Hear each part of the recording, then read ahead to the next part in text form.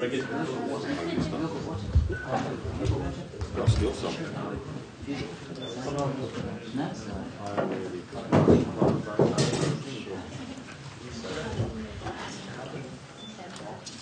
we will start. Good evening, dear ladies and gentlemen. I'm Ashot Margaryan, and on behalf of the UCL Armenian Society, I am pleased to welcome you to this important event. I would like to thank Louis Foundation for supporting us in all our initiatives at UCL. And special thanks to CivilNet for making this event available online via their channel. The topic of our seminar is Nagorno-Karabakh and security in the South Caucasus. I'm delighted to welcome our distinguished guest speakers who accepted our invitation and are here with us to discuss this important issue over the conflict which still goes on in one of the most vulnerable regions. I would like to begin with our first speaker, Mr. Vahan Hovhannisian, who has held many positions within the Armenian Republic. Among those, the following must be mentioned. He was a member of the Central Committee of the Armenian Revolutionary Federation and later got promoted to the IRF Bureau. Here it is worth mentioning that IRF is one of the oldest Armenian political parties and a member of Socialist International. Mr. Hovhannisian served as an advisor to the President of the Republic of Armenia and was the head of the Commission on Issues of Local Self-Government. He was twice elected as a Vice President of the National Assembly in 2003 and 2007 respectively. And in 2012 he was elected Deputy of the National Assembly by the proportional electoral system from the IRF.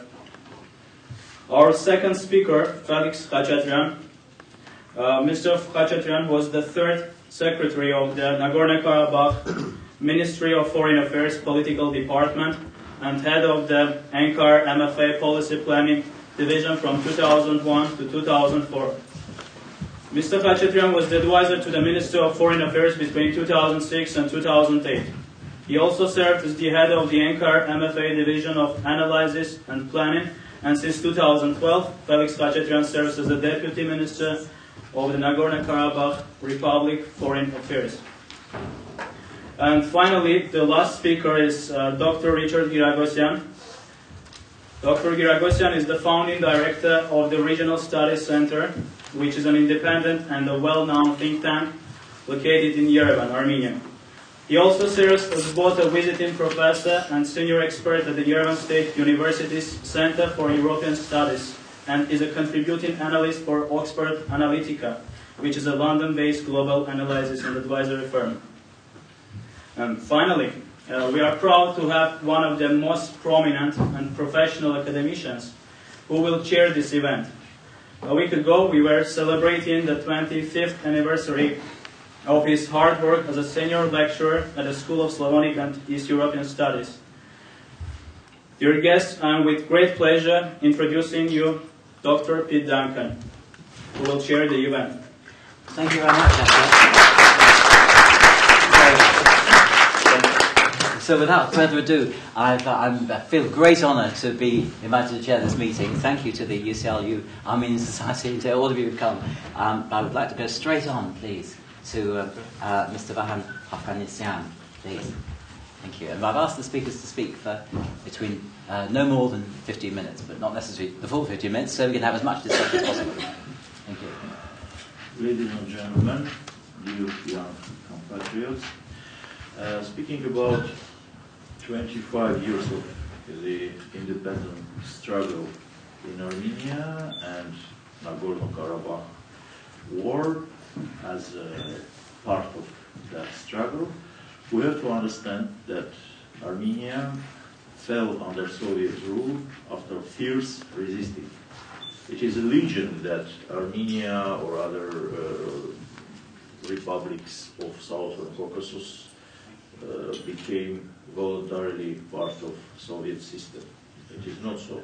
The only country which became Sovietic voluntarily, gladly, was Azerbaijan, because by doing that they resolved, or that they seem to think that they resolved their problems with neighbors, especially us and Armenia, being divided between Turkish newly emerging Kemalist Republic and Soviet Russia, had the same fate as Eastern Europe under Molotov-Ribbentrop Pact. Our country was divided between two dictators. But neither of them was later punished like Hitler, so we remained in the same situation until Karabakh struggle started exactly 25 years ago. It took a long time, of course, to understand that the approach of both sides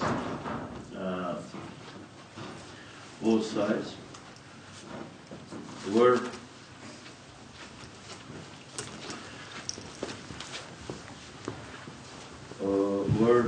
in a way not very effective, if we can put it so. Azerbaijanis tried to resolve the problem by force. Armenians responded by force, and seemingly normal development, aggression, response, war, and ceasefire are today, from the perspective of almost 20 years passed after that signature on the document of armistice, now we understood fully where our mistakes were. It will be, of course, not correct from my side to speak only about Azerbaijani mistakes, but from our side, we always felt ourselves defending those who defend themselves, not necessarily see their mistakes, because they always can imagine that they were forced to do that mistake. But that does not mean that we are not going to change our attitude and improve this. There is a saying that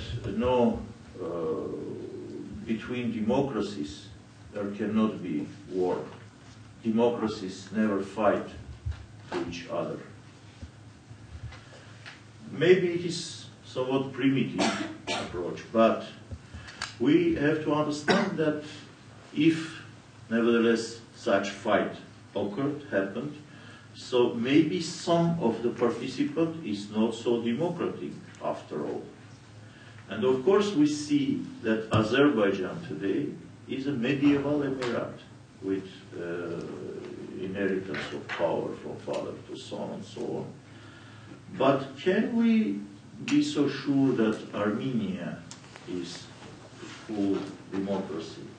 I think no, it is not so. So there is a final resolution of the conflict lies only on the roads of democratization of the countries and implementing international as well as internal laws fully, democratic constitutions, elections, civil society, and human rights. If such situation will emerge in our countries, the way to the resolving of the conflict will be much easier. Because today, what we have today? We have today clash of principles, which of course took us until now is taking us nowhere. One side, Armenian side, says self-determination is the most important principle. Azerbaijani side says no, territorial integrity is much more important. And that's nonsense, of course, because neither in international law nor in any kind of law or legal system cannot be more important and less important laws. They simply work in different fields. If self-determination works in the field where the nation is feels itself so oppressed that no other way out is only rebellion and secession, territorial integrity works when two sovereign states speak to each other, have relations. No state can occupy or annex or take the territory of other states. But these are different principles. Why artificially we have always the clash of these principles? Because we don't see under the, I don't know, in Russian it sounds very good, за деревьями не видим леса. We don't see the forest behind the trees. We see only victory. Azerbaijani want victory, Armenians of course also, but we don't see the forest behind these trees. The forest is ultimate victory for all, which is historical reconciliation of all the region, which is not only Azeris and Armenian, which is also Georgians, Iranians, Iranian Azerbaijanis, peoples of northern Caucasus, Abkhazians, Ossetians, Turks, Turkey, and Russia. So it's a wider picture that can resolve these problems, and not only competing which principle is more right, which principle can gain more approval from the big countries, big powers, and so on.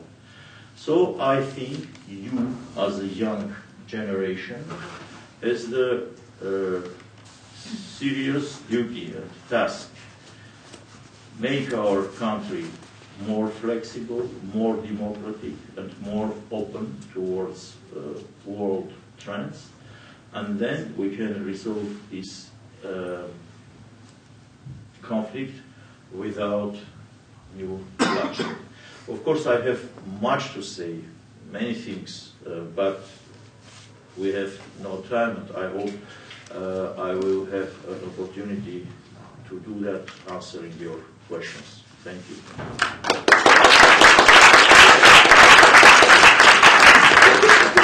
Please, Mr. Felix, Khachatryan, as you wish. There's your fine there. Okay, I will from here. Can you hear? Is it okay if I will give presentation from here, or is it better from there? There is microphone there, so not Yeah.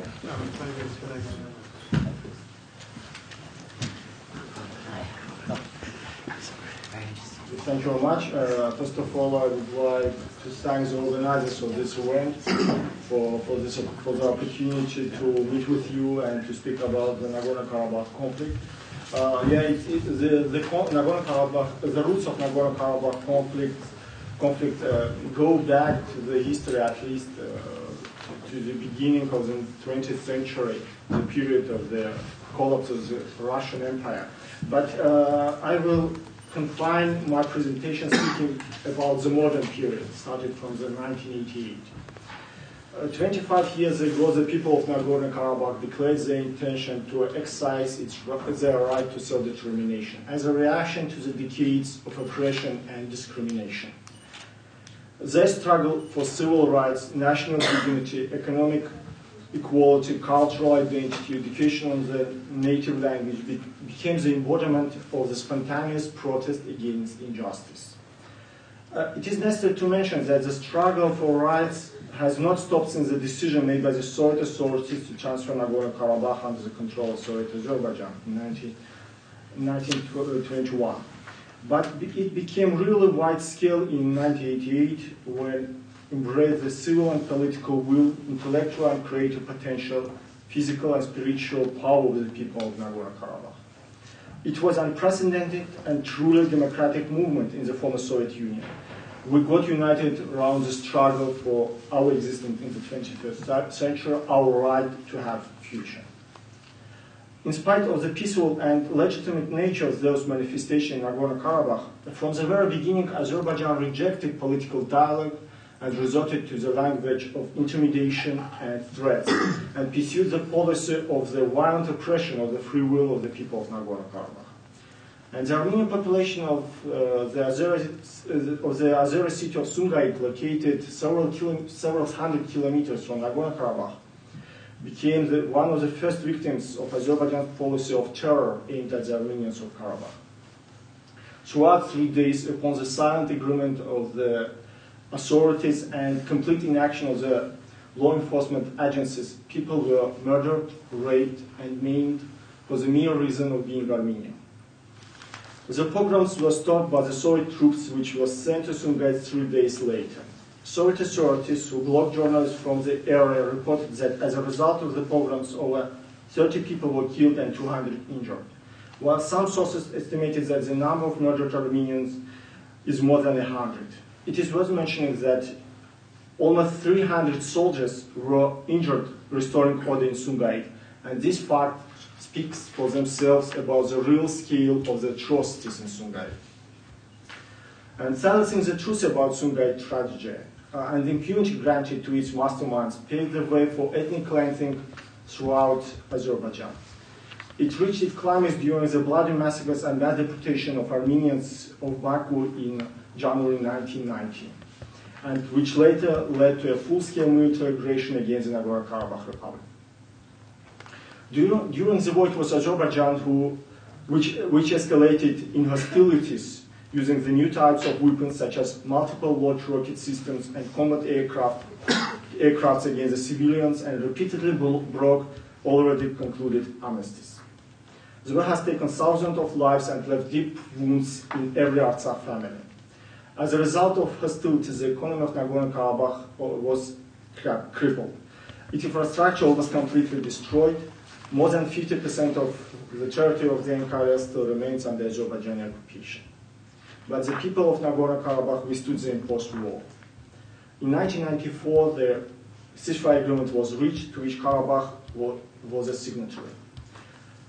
That is when it became possible to focus on building democratic and lawful statehood. Karabakh has passed the exam of war and is passing the exam of peace. We had to rebuild our destroyed homes to ensure the transition to market economy, restore infrastructure, and improve the people's well-being. Despite all the challenges imposed by the historic legacy and tough neighborhood, the Republic's economy has enjoyed a steady growth which positively reflects on our people's living standards.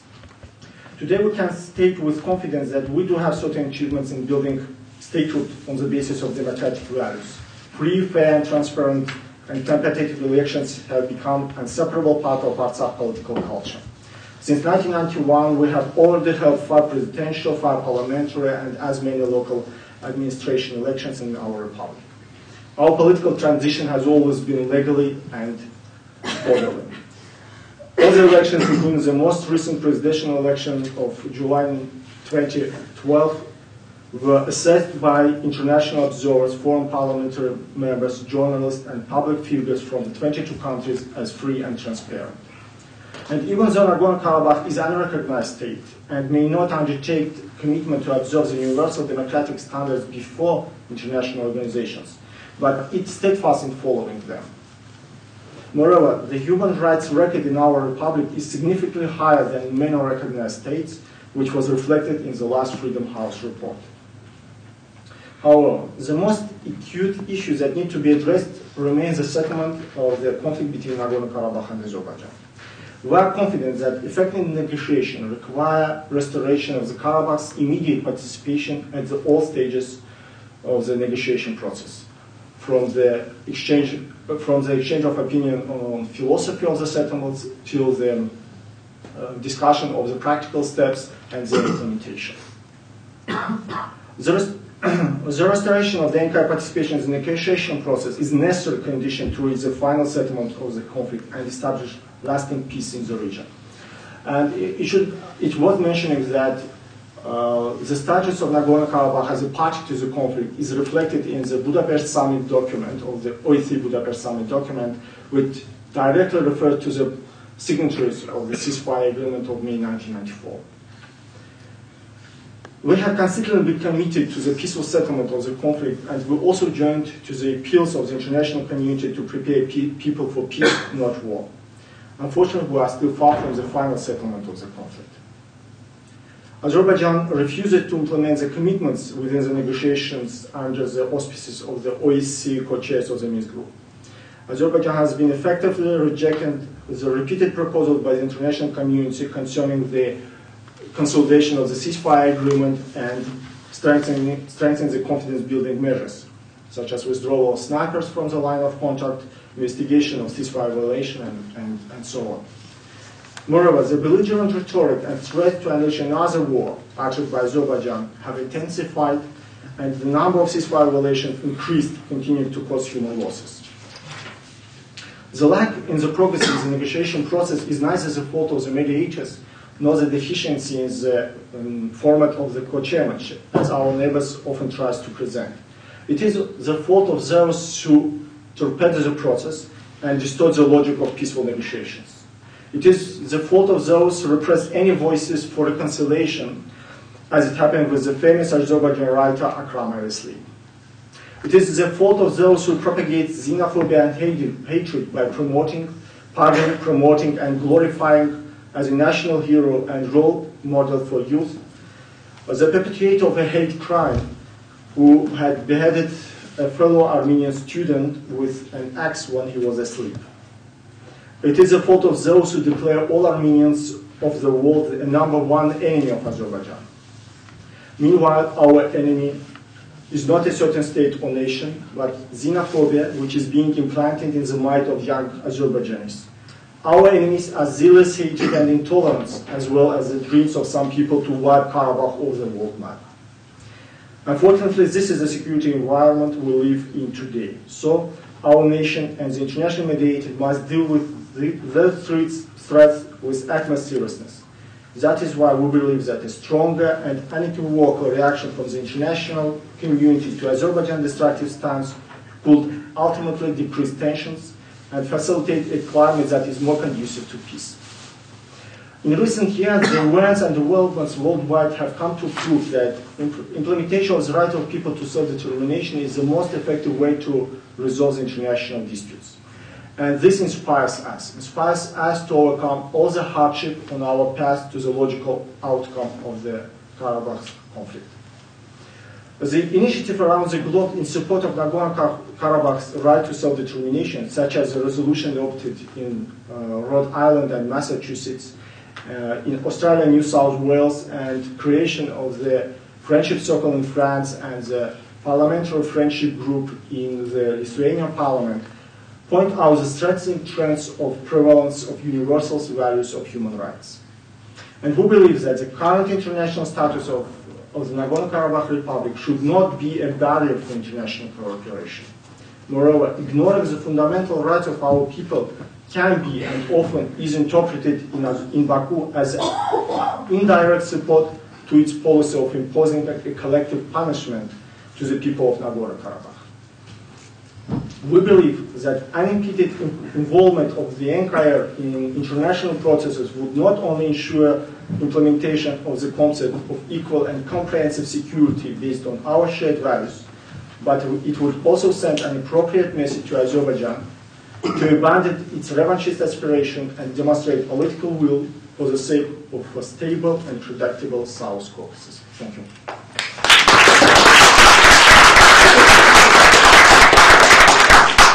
Thank you very much. Could now have please Dr. Richard Giragosian. I'm usually not so much of a conformist, but I will use the podium. But good evening. Thank you for coming. Thank you to the organizers, especially thank you to the Armenian Society of UCL and Dr. Duncan for actually joining us. Now, most of all, let me thank you for coming on a very cold evening in London. For this reason, I'm only going to present 3 specific trends or developments in terms of regional security. The idea being we want to provoke and promote as much discussion and insight. Because for each of us, we didn't come here to just speak. We came here to listen and learn as much. And for this reason, let me begin with actually the title of tonight's event, Nagorno-Karabakh, Security in the South Caucasus. Let me begin with a basic explanation of why Nagorno-Karabakh. What is it? Why is it significant? Before getting to regional insecurity. In many ways, Nagorno-Karabakh is significant in terms of what it not is any longer. In other words, Nagorno-Karabakh is no longer really a frozen conflict within a former Soviet space. In many ways, it is increasingly hot. We have increasing tension. We have mounting and escalating attacks, violations of an informal ceasefire. In many ways, Nagorno-Karabakh, if it ever was a frozen conflict, is surely cracking in terms of melting. And what it's also about is, it's not really a conflict between Armenians and Azerbaijanis. It's more properly a conflict that is now serving as an arena of competition among great power players. Turkey, Iran, the Russian Federation, even the United States and the European Union. The UK, obviously, because of British Petroleum, has a specific agenda and unique interest, but in a general Western context, Nagorno-Karabakh is really punching above its weight. It represents significantly more in terms of not only a threat to regional security and stability, but more importantly, representing the collision or competition among competing interests of greater powers. What's also important, if we look to the second half of the title, the regional security. In fact, I would argue it should be amended to read regional insecurity. And there are three specific trends now underway, where in terms of regional security, we have a virtual arms race. In fact, it's a repeat of a Cold War style American-Soviet arms race, where Azerbaijan is spending billions of dollars. I'm sorry, I'm American. It's a lot of pounds, I should have said. But in many ways is leading an arms race in terms of devoting increasing amounts of resources and investment to defense spending. Armenia and Karabakh, for their parts, are compelled to keep pace.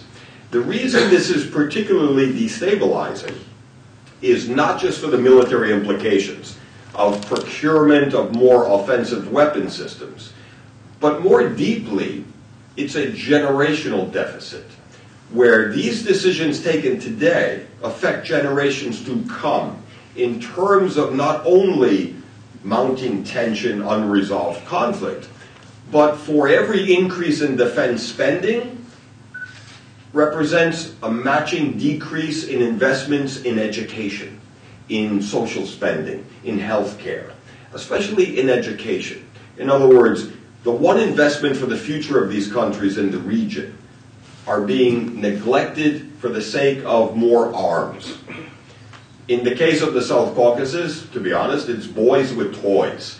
It's the procurement of increasingly more deadly and more offensive weapon systems, with more of a temptation to actually use these arms.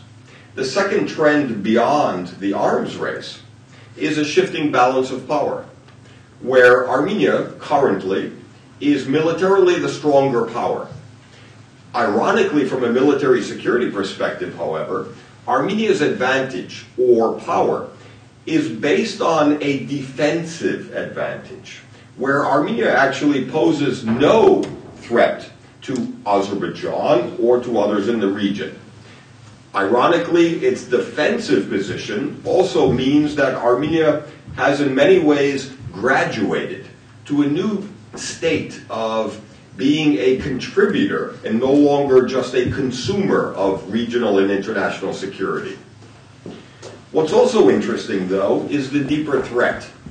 The deeper threat to Armenia, to Nagorno-Karabakh, and to Azerbaijan is increasingly internal as much as external. The threats are actually isolation, where borders never reopen, and the region is never able to reintegrate. But more than isolation is also the threat of insignificance, where much of the world moves on without caring anymore about Armenia, Azerbaijan, or Nagorno-Karabakh. These dual threats of isolation and insignificance are the real imperatives for why we need to actually engage in conflict transformation at this point. And it brings me to the second trend, the peace process. It's not very much of a process, and it's not really that peaceful either. In many ways, the OSCE, the Organization for Security and Cooperation in Europe, has a virtual monopoly on mediating and diplomatically engaged in the Nagorno-Karabakh conflict. Whether we like the OSCE or not, as an institutional actor, it's clear that without the required political will on both sides at the same time, the conflict is very unlikely to be resolved. The second inherent flaw in mediation, in terms of applying a political science or international security approach, is that unlike Northern Ireland, unlike the Troubles, unlike the Palestinian-Israeli issue, Nagorno-Karabakh is the most direct party to the conflict, yet is excluded from the peace process. In other words, for years the Israelis refused to negotiate with the PLO. Only when it did choose to engage the PLO could some sort of progress be attained. The other concrete example is the Good Friday Accord. In other words, once the UK engaged the IRA, only then could a real degree of progress be attained. In terms of Nagorno-Karabakh, Armenia still exercises a virtual monopoly on negotiating on behalf of Nagorno-Karabakh. Azerbaijan, for its part, refuses to directly engage or even acknowledge Nagorno-Karabakh. Inherently, this is flawed. What we also see is, in many ways right now, Armenia, unfortunately, has no partner for peace. We don't have someone on the other side of the negotiating table.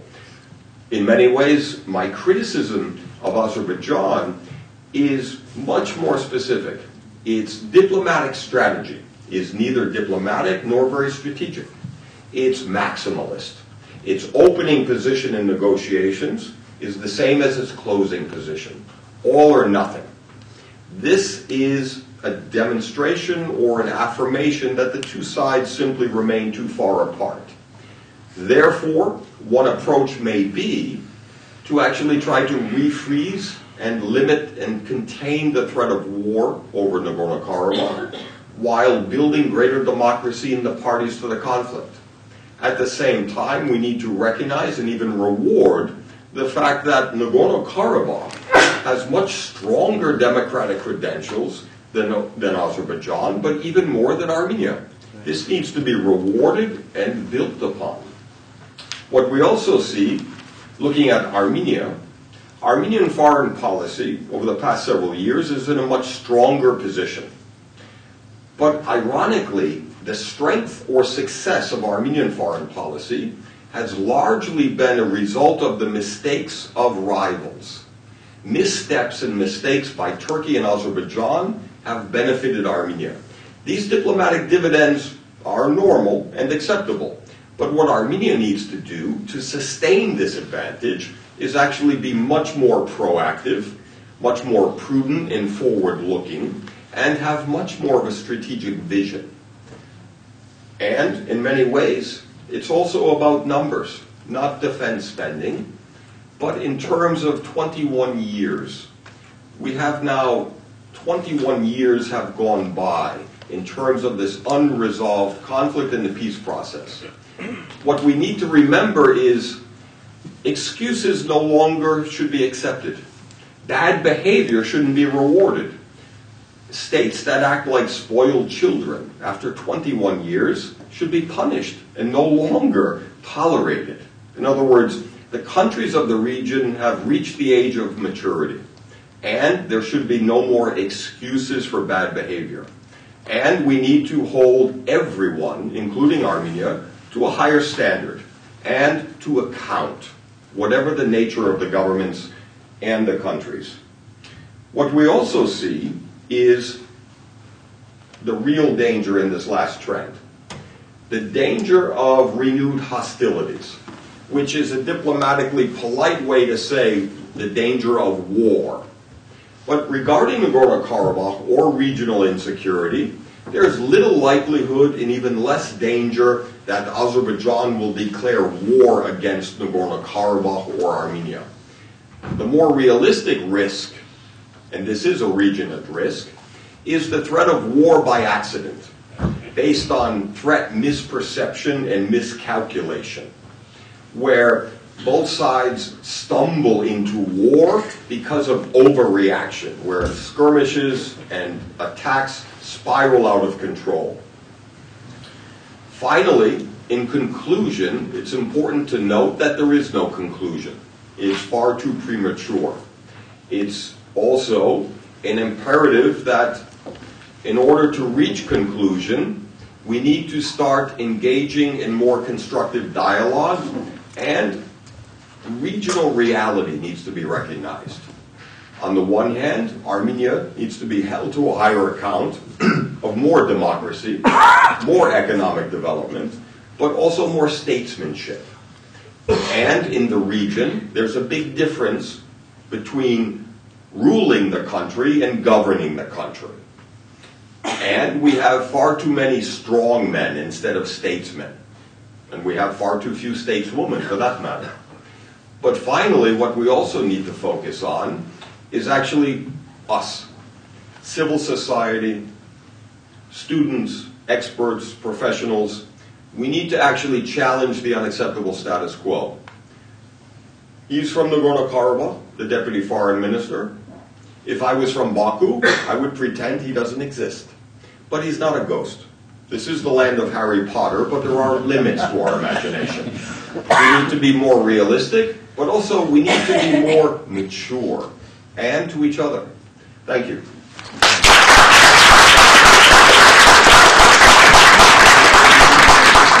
Well, thank you all those excellent speeches, excellent speakers. I've been asked to, what's the phrase, sum up a bit before we go to questions, to make some summing up remarks at this stage. I certainly don't want to repeat what the speakers have said. I'll follow their example and go to the podium. But I would like to say, can you hear me now? Yeah, good. I just did a few things I'd like to add, if I may. I think it was Dr. Giragosian who talked about Nagorno-Karabakh punching above its weight. I want to make an important point here, I think, that this is the UCL Armenian Society, but Nagorno-Karabakh has for the last 25 years been much more important than something in Armenia or in Azerbaijan. It was, as when Mr. Khachatryan, I have to forgive my pronunciations, Felix, said that we talked about the Sungait massacre. I remember doing an interview for the BBC in 1988, and correspondents often like you to come out with some really big, outstanding statements. And in response to the massacre, there'd been a demonstration in Yerevan in 1988 of 1 million people. And I was asked, is this the most important thing that's happened in the Soviet Union? And I thought for a minute, I said, yes, this is the most important thing that's happened in the Soviet Union. 1 million people turning out. There was no other precedent, no other comparable mass action of 1 million people throughout the whole Soviet Union in that period. And to me, and to a lot of other people who've written about this, the inability of Moscow to deal with the problem at that stage was a big signal to those people in those republics like the Baltic states and Georgia who could see that Moscow could no longer maintain its control, and that was a major factor in bringing about the end of the Soviet Union. So please don't think you're dealing with a small problem in a corner that isn't very important. This is a matter of world historical importance.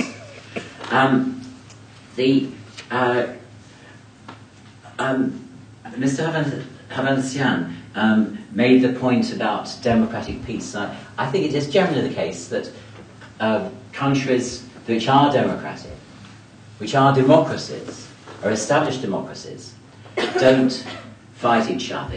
It's very hard for you to find cases of countries that really are democracies that fight each other. And several of the speakers, I think all the speakers actually made the point that one of the things that's necessary is the democratization of both Azerbaijan and Armenia. And the OSCE has been very critical about election practices in both those countries. But there is a problem, I think, with this approach, that it's the process of democratization itself that can be dangerous. Jack Snyder's done work on this in relation to the former Soviet Republic and other conflicts in Yugoslavia as well. That when people have been repressed under regimes for a time, and then they get a chance for democracy, then their demands can escalate quite substantially. And so it could be a danger that the democratization, we shouldn't think of it as a panacea for everything immediately. It's necessary in the long term. But I think Dr. Giragosian was right when he said that Aliyev is not going to attack Azerbaijan is not going to attack Armenia. They're far too conservative to do that. But if Armenia was to democratize, and given the feelings of pressure that have been there in Armenia through the Soviet period and in the last 20 years of poverty, of blockade, I think the danger might be that more extreme demands might come about. For example, the desire to not just to recognize Nagorno-Karabakh, but to actually annex Nagorno-Karabakh, to see it as part of Armenia. On the other side, democratization in Azerbaijan, I think, given the propaganda that has been fed to them over the years, including the last years of the century as well, but in particular the period since 1994, about the occupation of Nagorno-Karabakh, I think there's a real danger that the passions unleashed there could lead to hottening up the war, unfreezing the conflict, as we saw in Georgia 5 years ago. The question of self-determination, Mr. Hovhannisian quite rightly talked about how the questions of the principles of self-determination of nations, the principles of territorial integrity, are not quite in the same field, but nevertheless they are both important issues that we have to deal with. And in practice, self-determination has been concerned with territories as much as with ethnic groups. In the context of Britain, the people of Scotland are going to have a referendum in a couple of years, 1 year, to decide whether they want to be independent of the United Kingdom. But that's not a question about the self-determination of the ethnic Scots. It's about everyone who lives in that territory. And here the problem in relation to Nagorno-Karabakh is the problem of the Azerbaijani population that is there. Would they have a right to vote in that election? The question of xenophobia that was referred to is very much connected with the refugee problem. Given that something like a quarter of the population of Nagorno-Karabakh was ethnically Azerbaijani and has gone to Azerbaijan, what is going to happen to them? Their presence in Azerbaijan is making the conflict potentially sharper, and they will be the basis of a more nationalistic move in Azerbaijan if something happens to the Aliyevs. Finally, I was very glad that the speakers brought in the wider world, and this might come up in discussion as well, perhaps. The roles played by Russia and the United States, the European Union, BP. But it seems to me that the most important relationship that Armenia still has to sort out is over Turkey. And to an outsider, the lack of progress on this is really what is holding things up much more than anything else. And there are absolutely two sides to this question: who is responsible for the failure to ratify the agreement that was made between Armenia and Turkey a couple of years ago. But if people don't get to work on that, then it's going to be much harder for Armenia to get out of its problems. So that's a very personal viewpoint. Thank you for listening to me. I've really now got to vacate the podium and invite you all please to ask questions to any of our excellent speakers. Who's the first one? One, please. Thank you. Yeah. You mentioned, Peter, about Scotland in September next year, but more to the point, I think, is Malvinas Island or I forget the English name. Sorry, I did forget. It's just controversial. Falkland Islands. A couple of days before the rise of white smoke from Sistine Chapel, we had another election in there, and it's interesting what Mr. Cameron said, the Prime Minister of this country, and there he didn't mince his words about the right of self-determination. There was no mention of territorial integrity, etc., etc., etc. Now, considering in the Falkland Islands you have settler population that's been there only for, 100, 150 years, and we're talking about no more than 2,000 people or thereabouts, and considering in Nagorno-Karabakh we're talking about people who've been there, according to all evidence, for thousands of years, if not longer, and we're talking about considerably larger number of people. Is it the case that the Armenians are Untermensch, or they don't count, or the fact that they've gone through all the processes and procedures of from 1990, democratically according to Soviet constitution, etc., etc., and then the fact that Azerbaijan has actually unleashed aggressive wars and has lost them.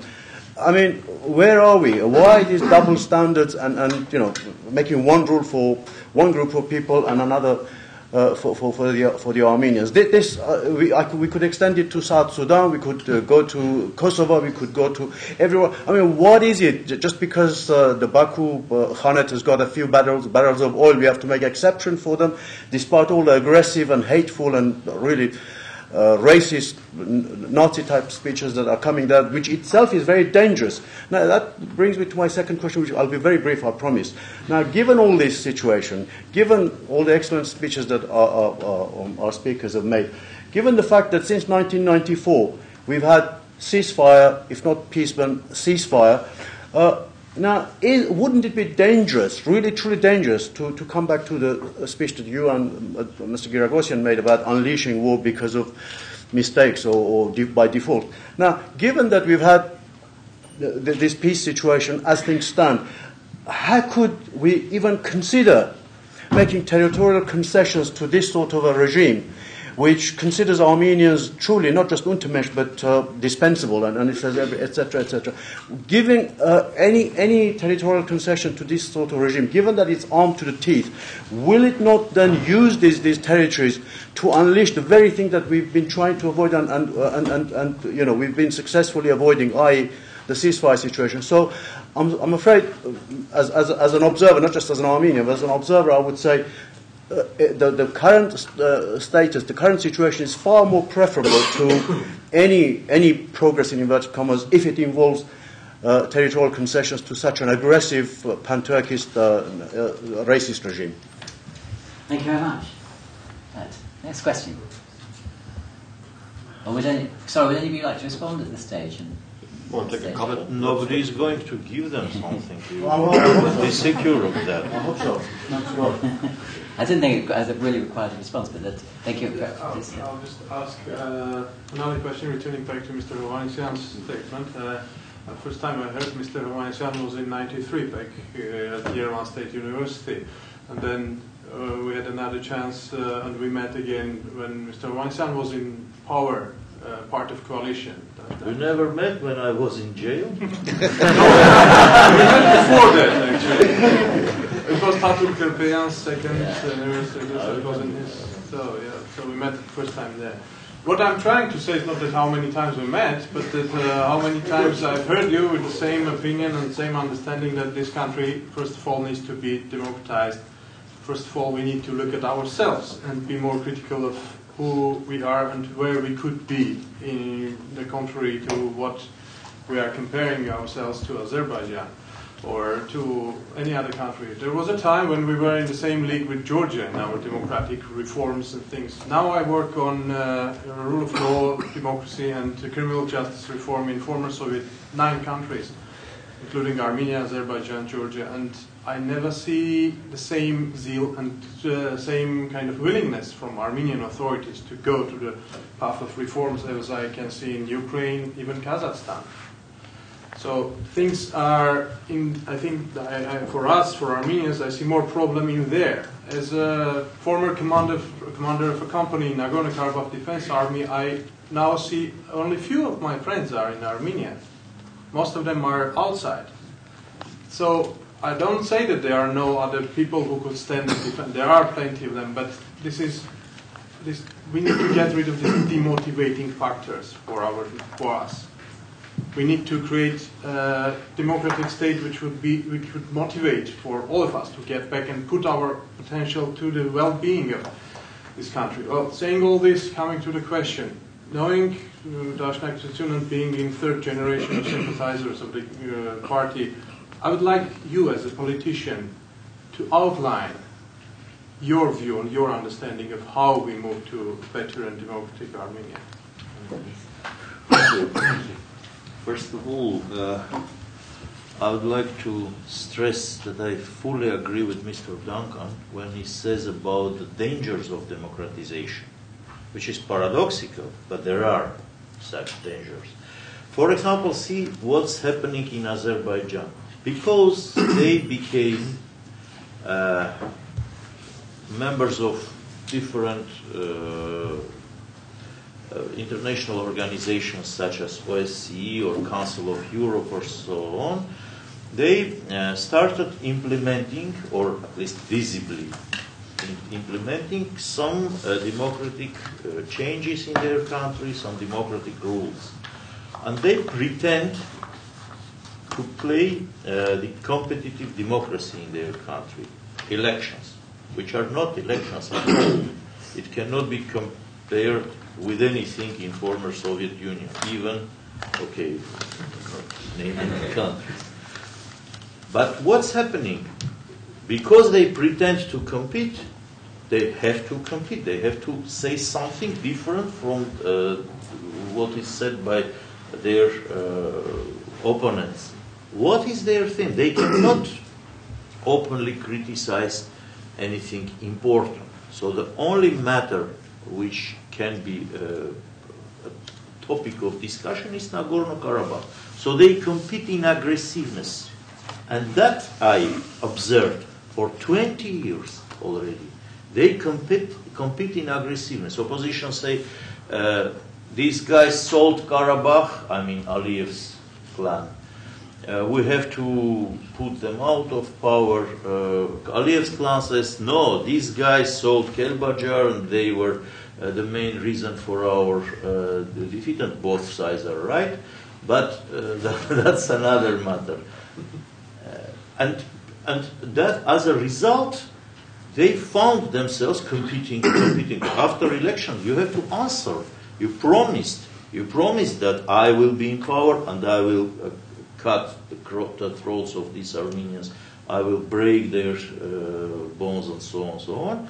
And now they found themselves in a situation where this democratic pretension led them to very aggressive rhetorics, which they cannot avoid already. But in our case, I think the second point, I will also try to be short. I am a vice president of Euronest Parliamentary Assembly, which is a new organization created 2 years ago. It's a parliamentary dimension of Eastern Partnership of the European Union. 60 parliamentarians from the European Union and the same than 60 from the East. 10 are out because Belarus is out, 50.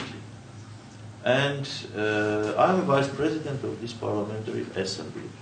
And now only our European friends start to understand that when they put some goal which must be achieved by Eastern partners, not all of them are able to cross the bridge with the same speed. Obstacles are different. hindrances, difficulties are different. So Europe, Americans, the world must find a new criteria of evaluation. Which country, which society puts more effort to reach same goal? And when you see it from that perspective, Armenia's efforts are much more than we achieved. You are here right. But that does not mean that efforts are not done. You can compare our elections. I am opposition, and I hate our elections. I have... okay. You understood. You understood what I mean. But when I compare it with what's happening around, I understand that efforts of our society are alive, yet vivid and alive. But what we can do, I think we in Armenia already are fed up by very strong presidential pyramidal power. We have to change it, disperse the power, make it more decentralized, and go to the presidential republic. Parliamentary republic, excuse me, to the parliamentary republic. It is difficult now to explain and describe all the details of such a move, but I think this is inevitable already. Thank you. Would either of you like to comment on that? It was really addressed to Mr. Khachatryan. No, is the next question, please? Please. We've seen in the past week was the ceasefire in Turkey with the PKK, and of course with the gradual reconciliation with Israel, there may be a probability they might join the EU. If that were to happen, Armenia would literally be on the EU's borders. Would that have any effect with the Artsakh or Nagorno-Karabakh issue? Comment. Turkey will never be part of the EU.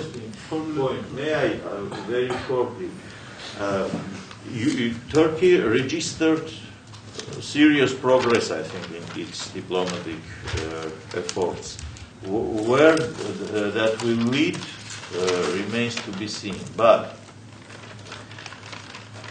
the European Union is not economic bloc. It is not military bloc. It is already well forgotten, but European Union was created around values. So either they accept Turkey as a newly emerging European mind new country, or they close their eyes that Turkey is the same Turkey as for 400 years and take it inside only because of some political calculations. Then European Union will deteriorate as a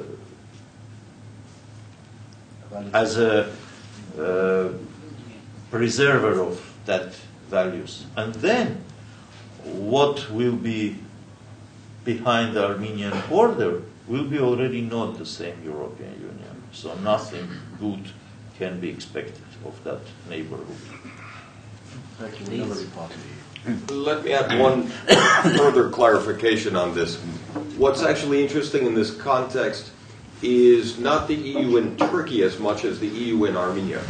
Armenia is now in the process of negotiating two important developments: a deeper and comprehensive free trade agreement with the European Union and an association agreement with the EU. Ironically, for the past 8 months, Armenian progress with the European Union has far outpaced Turkey. In other words, Armenia now has more of a unique chance to even overcome the obstacle of Turkey. And most recently, we have a French supermarket chain coming to Armenia called Carrefour. Is it coming? It is now coming, it's official. The reason this is important is not to buy the fancy cheese. I'm American, it doesn't really get me. But the reason I'm excited is the missing ingredient in Armenia: competition. In other words, the best way to confront the dwarfs of the oligarchs of Armenia, Well, we can go on about that, and we will. But the reason Carrefour, the EU, is such an important opportunity is both strategic and tactical. Strategic because it gives Armenia a chance to overcome isolation and engage in not just the globalized market, but the West, rather than simply Eurasian Union and Russia's pet projects. But also tactically, it's the way to introduce competition to destroy the cancer of the oligarch system within Armenia. And I forgot we're on camera. Okay. But seriously, this is an important issue to raise. Thank you. Is there anyone else? Sorry, already asked one. I'm sorry. Is there anyone else? Or corrections. Feel free to. Yes, corrections and criticisms. And please. Thank you. I am a student here at UCL, and I'm writing my master's dissertation on the topic of Eastern Partnership, the new dimension of European Union and Armenia cooperation. So my question would be the following. Does the European Union have a role in the conflict resolution process? And the second sub-question would be, what's the current situation in the sphere of European Union foreign policy towards Armenia and European Union foreign policy towards Nagorno-Karabakh, if any? Thank you in advance. Thank you. Please. Let's take this first, if you don't mind. What's most interesting, I mean, I've been, with our think tank, working closely with the Swedes and the Poles specifically. Carl Bildt, the foreign minister of Sweden, notably, in terms of the main architects and engines behind the Eastern Partnership. What we're trying to do is actually not replace the OSCE as the mediator over Nagorno-Karabakh, but to actually complement and supplement or strengthen the mediation by engaging the actors involved, by broadening the scale and scope of the mediation. More specifically, we want to take the working group within the OSCE that's empowered to negotiate the peace process, the so-called Minsk group. We want to make it much less Minsk and more group. In other words, less Minsk-style secrecy, authoritarian, closed-door decisions, and much more group in terms of engaging all actors and all parties to the conflict. And yes, I mean Felix, too. In other words, bringing Nagorno-Karabakh in as much as the EU engaging. For example, the European Union needs to no longer wait for permission from Azerbaijan to visit the region. And to quote Carl Bildt, in one statement he captured the essence of the challenge and the imperative. Nagorno-Karabakh, in his words, is the only conflict in wider Europe where the EU has no role to play whatsoever. It's wrong, it's dangerous, and it needs to be fixed. The other reason is the view from Washington. To be honest, the U.S. has no policy regarding the Caucasus. It's a subset of U.S.-Russian relations, and it's a byproduct of Iran and Turkey. The U.S. is actually withdrawing from the region, but they are looking for the EU to fill the vacuum. And from an Armenian perspective, EU engagement is less toxic and less provocative to the Russians than NATO enlargement, which is over, or U.S. involvement. So in this case, Armenia can actually leverage its stability and actually build on the opportunities for greater EU engagement. And for Nagorno-Karabakh, it offers a new opportunity to actually graduate beyond Armenia's diplomatic monopoly or Azerbaijan's creative fiction about denying the existence of the people of Nagorno-Karabakh.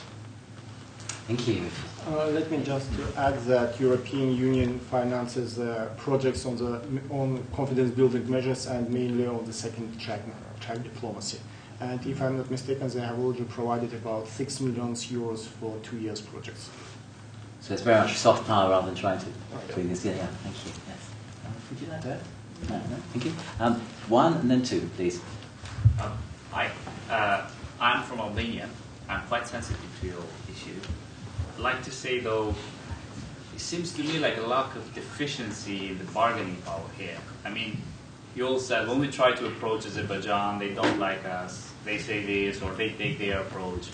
And then you went on and you said that the European Union should lend power to this diplomatic issue.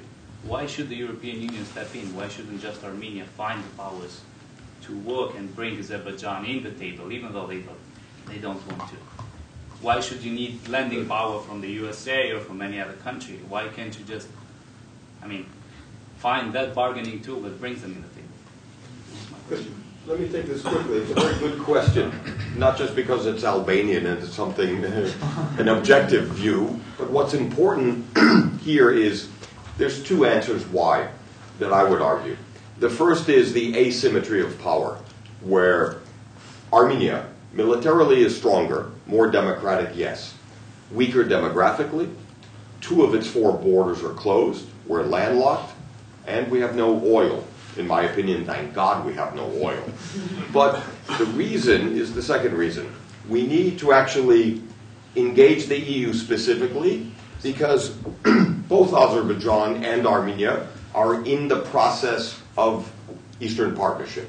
In other words, it gives Armenia a greater degree of leverage in terms of challenging Azerbaijan's lip service to the West and to Western standards. And finally, what's important is we do need to take your idea and recommendation. Because from an Armenian perspective, what we really need to do is to understand that Azerbaijan must save face. We must be able to craft and create a graceful exit for Azerbaijan to be able to let go of Nagorno-Karabakh. And in earlier presentations this week, Mr. Hovhannisian has been strongly articulating the need not to humiliate Azerbaijan. And this is also important. And to be honest, from my perspective, as a diasporan Armenian who moved to Armenia, I actually am no longer satisfied with measuring progress in Armenia out of a contrast with Azerbaijan. I'm no longer satisfied to say, oh, we're not fully democratic, but we're so much better than Azerbaijan. We should have less tolerance for that. We need to apply Armenian metrics, our own benchmarks of progress to Armenia. Economic development, democracy, based on what we expect from our government in Armenia, and not out of comparison to Azerbaijan. And moreover, we need to understand that from an Armenian perspective, we have a higher level of expectations and threshold of our own governments. And in many ways, the impetus or the challenge is shared in this room. It's up to us within Armenia to confront an arrogance of power, and it's up to you, those from Armenia, to actually maintain pressure from the outside. And no longer should we be satisfied with daring to criticize or challenge Armenian politicians or leaders in power because we fear that we're strengthening the enemy. No, we need to actually demand more conditionality for aid, for assistance from the diaspora and from Armenia. We need to actually demand greater performance. And to date, there's a reason Mr. Hovhannisian and his party is in the opposition. To date, the arrogance of power, entrenched corruption have reached such endemic proportions, systemically, that it's simply no longer acceptable. I would like to add a few words.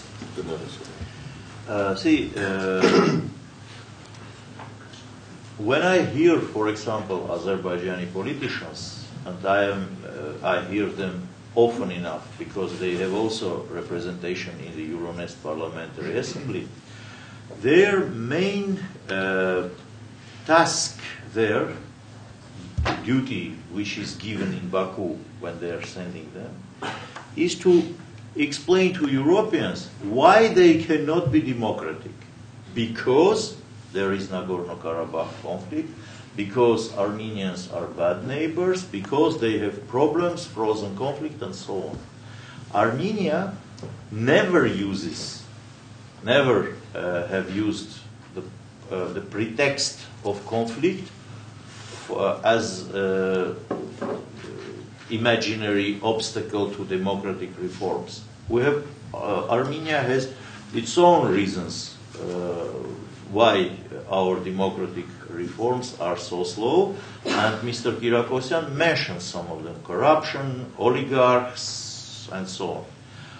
But never we use the pretext of conflict. So for us, it is very favorable, atmosphere when the main goal which gathered us in Euronest is democratization of our countries and reaching democratic standards for European integration, accession, and so on. In this race is peaceful race, not like arm race. And in this race, we have chance to win and make the peaceful solution more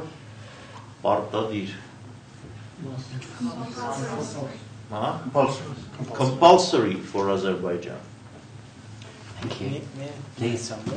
I would like to add some words from the perspective of Nagorno-Karabakh, of course. I think that there is a role, not only the European Union, but international community to play. And it is the maybe engagement of Nagorno-Karabakh in the international processes. Because we believe that it will help to overcome, to go beyond the current situation in the settlement process towards more prosperous and secure future. Thank you. Please. Yes, one thing that I find missing is, in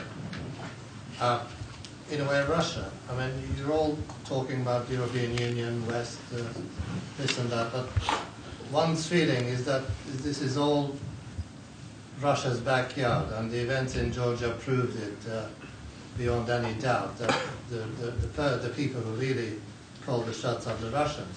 I'm just wondering, how much real room for maneuver does Armenia have? Whatever they do, whatever they decide for war and peace, at the end of it, it's Russia really that decides what's going to happen in that region. Thank you. I think you somewhat overestimate Russia's power. Exactly as Mr. Duncan mentioned, in 1988, Armenian huge demonstrations were the first signal that Moscow is not as powerful as before. Today, I have a feeling that we can exercise our own independence in the frame of our national interests. Our most difficult problem is not Russia. It is to define our national interests. If we do that, and if we didn't mistake in doing that, then I think such obstacles, as mentioned by you, will be not longer obstacles, because we have very good relations with Russia, and we will have very good relations, but we have to change their capacity, their it is difficult to find the word. Nuances in this we are already started changing. I'm sorry, I didn't claim that this was a problem. I don't see this as a problem. On the contrary, I feel more secure that Russia is there to protect us. Well, let me continue this a little bit, because no, I'm not an expert on anything. I'm an analyst, so I could be very wrong. But my opinion is slightly different in that the relationship between Armenia and Russia is probably necessary. It's required. It's the imbalance or asymmetry of the relationship that bothers me. Armenia's strategic mistake for too long has been for Armenia to grossly underestimate Armenia's strategic value to Russia and to overestimate Russia's value to Armenia. In fact, Nagorno-Karabakh is the confirmation. In other words, the victory over Nagorno-Karabakh was despite Russia, not because of Russia. And in many ways, Russia has been treating Armenia little more than a garrison state in terms of its military base, in terms of is acquisition of key sectors of the economy. Armenia has dangerously been mortgaging its sovereignty and independence for too long. But what's interesting, over the past several years, Armenia is deepening ties with NATO, with West in nation states in terms of military security, regaining balance. Also, getting more from Moscow because of its deepening Western orientation. So I think, in other words, even politically, it's no longer pro-Russian versus pro-American. What we don't have enough of is the pro-Armenian politicians, like Mr. Hovhannisian, who need to actually raise the level of discourse and debate to start thinking and defining what kind of Armenia will we leave for the next generation. There's not enough of that strategic vision. But to be honest, it's a reality that the United States, even the European Union, is far away from Armenia and always will be. Russia is very close and always will be.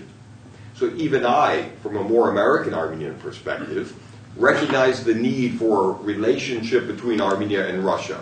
But we need in Armenia to demand more respect from this Putin's Moscow in terms of Armenia being the only reliable ally of Russia in the region, the only member of the Collective Security Treaty Organization.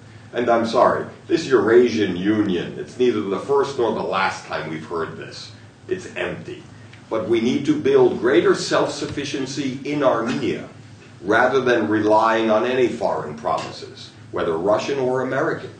In fact, in history, whether it's Woodrow Wilson or other foreign promises from Moscow, whenever Armenia, as a state or nation, believed the foreign promises, the result was always pogrom or genocide or massacre. I think we finally learned our lesson. Thank you. Did you want to? Yeah, I would like just to add that Russian Federation is one of the co-chair countries, or the Minsk Group co-chair countries, together with the United States and France. And the current mediating format, I mean these three co-chair countries, serves very well in precluding the worst scenarios of new use of military force. And the ability of the co-chairs to engage with all sides and to communicate the signals, concerns explicitly and implicitly is a very important factor for peace. But at the same time, Russia has now emerged as the #1 arms provider to Azerbaijan. It's something Armenia should take more seriously. Thank you. Well, we've got 6 minutes left. There were two people who wanted to ask questions, so I'm going to ask them both to ask and then ask the speakers to answer briefly. So I think you were first and then, yeah, please. I think you were first and then. No, I just have a comment, so let the gentleman to ask his question. I think more important maybe in some respects than Russian influence. And I agree with everything that Dr. Giragosian said. We shouldn't be just trusting of Russia. Historically, ever since the 17th, 18th century, from Peter Graves on to present, the dealings with Baku, arms sales, etc., and Turkey. When the time comes, whether it's Woodrow Wilson or Moscow, whatever, their #1 comes first, and they always sell Armenia's interests. We have to be very careful. Having said that, obviously Russia is very important for Armenia's security, if for no other reason than Turkey's neo-Ottoman inspirations and aspirations in the region. I think we have to be very careful about it. New Islamist, not so democratic Turkey, and I don't believe Turkey will ever be part of, well, ever, it's maybe in the year 4000, but given the new Ottomanist Islamist inspiration, given what is happening in the region, we have to be very, very careful. I know, for example, Mr. Hovhannisian's party, the Dashnags, left the coalition over the protocols and the football diplomacy situation, where obviously the main factor there in not realizing the protocols was Turkey's insistence in meddling into the affairs of Nagorno-Karabakh situation and making Nagorno-Karabakh deal part of this protocol situation, which obviously Europe, America, and everybody else said, it's not acceptable. But overall, I think Armenia has to be very, very wary of neo-Ottoman inspiration and the noises coming from Ankara.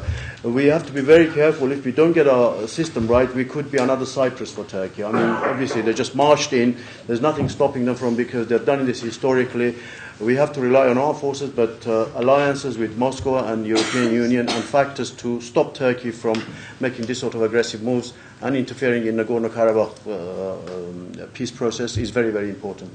Thank you, Dr. Anna. I gather, Ashot, we have 2 questions from the wider world, and you had your comments as well. Yes. So, do we have those 2 questions in your comments? Yep. And then I'll ask you in the last 4 We minutes. have 2 questions from our online audience. So one is from Bucharest, Romania, regarding to the recent elections, and it is addressed to Mr. Vahan Hovhannisian. So the question is the following. Recently, in the statements of different political powers in Armenia, mainly oppositional ones, we saw the speculations on recognition of Nagorno-Karabakh Republic by Republic of Armenia. President Sargsyan called it a mistake.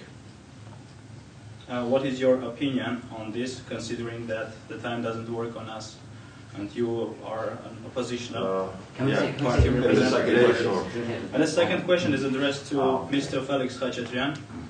It is concerned Stepanakert Airport. So what is the real cause why still we do not open the airport in Stepanakert? Because all the answers by the Karabakh side are mainly related to the technical issues. So, thank you. And your comments? No. Okay. So, 2 questions there, please. Thank you. My party, in this matter, officially recognizing Nagorno-Karabakh Republic as a state, was always very cautious. And it is now, to maybe different reasons, not the same, absolutely the same as the president's reasons. We think that that will give us nothing at the moment. That's the last resort. But from the other side, we think that Armenia must, and we proposed this to the parliament, but unfortunately parliament failed to vote for that. We proposed an agreement between Armenia and Nagorno-Karabakh, not recognition, but an agreement of support in any need, and that was called very innocently Azerbaijani responsibility for military aggression, something like that. So we can do that we can do that effectively without calling it some scandalous terms like recognition and so on. Why? We don't need that now. But we can do that. We can reach the same goals as recognition by other means. At least now, this will be more wise. Thank you. Thank you. The airport. First of all, I would like to reiterate that the rehabilitation of the airport issue pursues the solely civilian humanitarian purposes, and including the realization of such human rights, such as freedom of movement, and which is also has been also undermined by the policy of Azerbaijan aimed at the isolation of Nagorno-Karabakh. Concerning the opening of it, actually, yes, there is a technical issue to be fixed before the opening of the airport.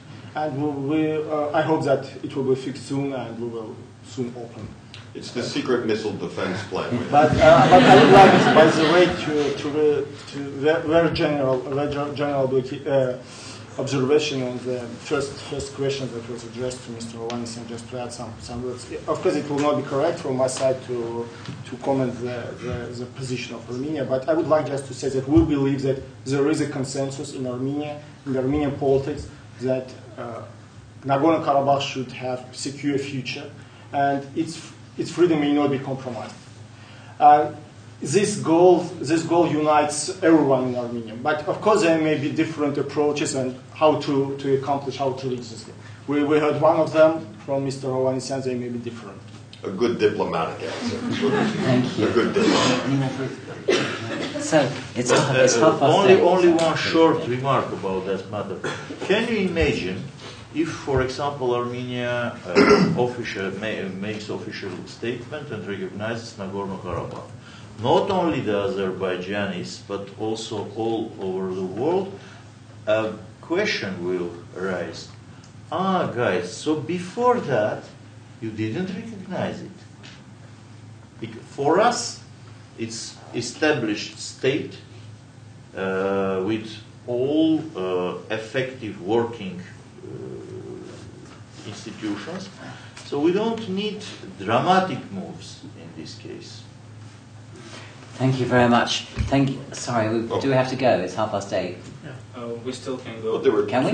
Yeah. Two brief questions. Oh, can we? Great. Oh, good. I've been allowed to. Please. We can take both, but not at the same time, though. Lady first. Thank you very much for all the speakers for this informative evening. I have a question. I missed unfortunately, the first 10 minutes. I just wanted to know, first of all, what is the future for these friendship groups that is starting in different countries in Europe with Artsakh? What is the progress? Where is that leading to? Because there have been the recent progress has been in the friendship groups starting in different countries. From Lithuania, I think France followed. What is the implication of that for Artsakh? That's my first question. And the second observation is that the South Caucasus has become such an interesting area strategically that not only regional powers are involved, but all, most main major powers of the world is involved. And I think we can use that to utilize for our own national interest, for Artsakh's interest, and for Armenian interest. So I just wanted to see where is this friendship group going to lead us to. Thank you very much. And the gentleman behind. Thank you. So one of the static hypotheses you're doing in your analysis is basically that the Armenian military power is stronger than the Azeris, which perhaps brings the Aliyev clan to be more reluctant for an immediate open war. But isn't the asymmetrical incomes mainly due to the petrodollars and the asymmetrical investment in the military development? Isn't all this playing against, isn't time playing against us in a way? And also, as perhaps you know, some years ago, Baku opened a trading house in Geneva in order perhaps to shift slowly their physical trading income into financial trading incomes in order to sustain the revenue from these petrodollars, if you can call it like this. So my main question, perhaps, aren't they like in a very frozen position now in order to have the time for them? Thank you very much. Richard. Let me take this last question first as a military analyst. What we see is you're quite right, but not yet. In other words, what's more important is not the amount of money that Azerbaijan is spending in defense. What's more indicative is analyzing where the money goes and how it's used. And until today, the last time I checked before entering the room, it's still the center of corruption in Azerbaijan. The Ministry of Defense and the armed forces is still prevented from actually living up to its potential because the defense minister of Azerbaijan is a very interesting figure. He's the longest serving defense minister in the world, second only to Raul Castro. And it's based on loyalty and corruption, not competence. But when and if that defense minister is removed, that will be the bellwether, the indication that Azerbaijan will begin serious defense reform. Militarily, our assessments in terms of modeling show that if Azerbaijan embarks on serious defense reform today, over an 8 to 10 year period, they are capable of overtaking Armenia. But that infers a static measurement. That infers that Armenia doesn't take comparable steps. Armenia has a tremendous advantage defensively in terms of topography, force posture, readiness, training, and Armenia resembles more Israel in terms of using geography to its advantage in defense and a reliance on special forces, rapid response, rather than, in other words, Azerbaijan in many ways is preparing to fight the last war. or even Napoleon. Trench World War I warfare, if you will. Whereas Armenia is already preparing and training for the next war. But if the Azeris decide to take back the Karabakh, what is the international legal position of Armenia to intervene? Because it will be another war between two countries. But my point is this. In terms of military reality, international law, even treaty obligations really don't matter. The important reality is who controls what on the ground. Armenia's defensive positions are enough of an advantage. If Azerbaijan was to go to war today, even it knows it will lose, full stop. But in terms of security guarantees, etc., you'll notice Azerbaijan has been widening the attacks against Armenia proper, the northern Tavush region, where unfortunately they fired upon kindergartens, ambulances, which from my point of view is actually a disgrace to those in uniform. And well, I'll stop here and give it to Mr. Hovhannisian. Last I heard, the military boots in Azerbaijan can be sold here in Harrods, because the prices of their military goods are so high that that's a result of corruption. So I think we have time, but you are right that time can one day start working against us. That day is not yet come, but it can. And the Friendship Society question. Yeah. Friendship, let us Felix start. When first such friendship group was created in Lithuania, I was there. I participated and made a hot speech, after which we were waiting that 3-4 people will join, but 11 joined. One now left the group because absolutely hysterical and fierce reaction from Azerbaijani side. But I think we will continue that, because when we speak about the recognition of Nagorno-Karabakh, and I told you already that we don't need dramatic moves, last resort moves, like Armenia recognizes Nagorno-Karabakh. Turkey recognized Northern Cyprus. So what? So what? So for us it's more important that some small city in, for example, United Kingdom, or in Lithuania, or in France, or in Uruguay, I don't know where, sign some agreement about cultural exchanges with some small town in Nagorno-Karabakh. When people go as tourists, when, for example, you heard last year the president of the Parliament of Uruguay, Jorge Orico, with the delegation of all the political parties represented in Uruguayan parliament, went to Nagorno-Karabakh and did it in the car with Uruguayan flag. So it was official visit. Such things are much more important. And of course, creating of such groups is very important. For example, we can create a friendship groups not of the big countries, but small cities, even small cities, councils for regions or cities, if they start the process of recognizing Nagorno-Karabakh, even in different ways, cultural, education, cooperation, and so on, that will be enough. Because what recognition means? Recognition means existence, and we need exactly that now. And very shortly, I'd like to add that, I agree fully with that. It was a very important initiative, started in Lithuania and then continued in France. It is important because it demonstrates that the policy of Azerbaijan aimed at imposing isolation on Nagorno-Karabakh, to aimed at isolation of Nagorno-Karabakh is fate to failure, and it is very, very important. And thank you all. The reason I was getting it, sorry, have we got? There's one more question. Can we take it? No, we do not have. Sorry, we don't. We have to leave. We have to stop doing. Sorry, right. Discrimination. These guys won't. The last one, okay, I think we can. Can I do that, Ashot? Yes, there is another one, last one. Like we are filtering the questions. Yeah, so we have the last one. Thank you. And then we'll see. Yes, thank you. Was it over there? My question to Mr. Hovhannisian and Mr. Giragosian is related to the latest, like a couple of years ago, we extended the agreement for a Russian military base for up to... We didn't do it.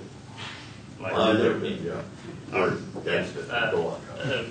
Armenia. Is it really like a real threat from Turkey to have this military base in Armenia? And like, and I have second very small question to Please, Mr. guys, Khachatryan. please stick to one question. We really do not have time. Really, we do not have time. Please, only one question. Sorry for interrupting. We have to go. Sorry. I'll give you very shortly. Another question? Have we got time for this? No, we have time. Like, yeah, we'll have that one question, and then we'll have to go. I'm afraid. So we'll have yours on the internet. One question from Berlin. The vitality of economic factors has become increasingly palpable in the resolution of territorial conflict. In which ways will the recent trends in the economic development of Armenia impact the prospect of a peaceful resolution of the conflict in Nagorno-Karabakh? So two very different questions, one on military base and one on economic development. Any? I already forgot. Russian military base. See, we have to consider the threats around Armenia, not only Turkey. It is a very traditional way to think about Turkey as only threat. If something happens in Iran, for example, military strike against that country, that can bring a flow of huge quantities of refugees towards Armenia and Azerbaijan, a threat. Unwise politics in Syria brought to the situation when Al-Qaeda is not trapped in the mountains of northern Pakistan and Afghanistan. It is already on the Mediterranean shores. It is already in the heart of bigger